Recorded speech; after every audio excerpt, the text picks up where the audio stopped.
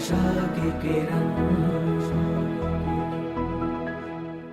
પરિવારમાં પણ આ સિંચન કરજો. સાંભળજો, પરિવારમાં પણ સિંચન કરજો. આ નાના બાળકો હોય, નાના બાળકો ત્યારથી એને પાસે બેસાડી જીવન કેવું જીવાય એ પાઠ એને ભણાવજો. એને પાઠ ભણાવજો.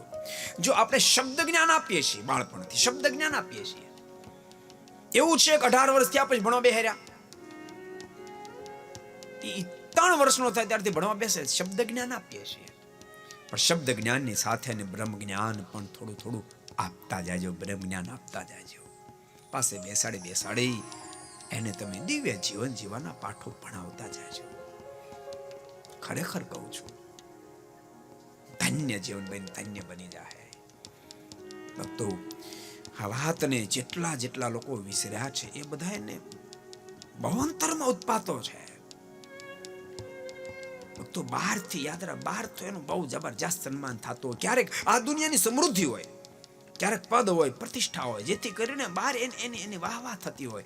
જ્યાં જાય ના લોકો એનું સ્વાગત કરતા, પધારો શેઠ, પધારો સાહેબ, પધારો તમારી રાહ જોતા હતા.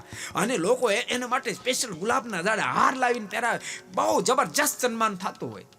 પણ ભૂલતા નહીં, પરિવારમાં સંસ્કાર આપવાનું જો ભૂલશો ને તો ઘેરે જ્યારે જાશો ને ત્યારે આટલું ઘરમાં તમારું ચાલતું નહીં હોય. તમારે એક નાદે 1000 લોકો કાર્યરત બની જતા હશે, પણ ઘરમાં સગા તમારા દીકરા આટલું તમારું માનતા નહીં હોય.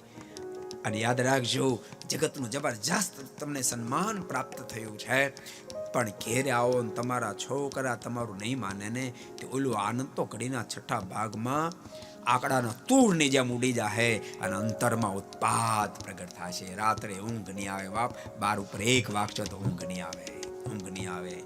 तो आपको पसंद आया हो तो लाइक करें और शेयर करना मत भूलिए.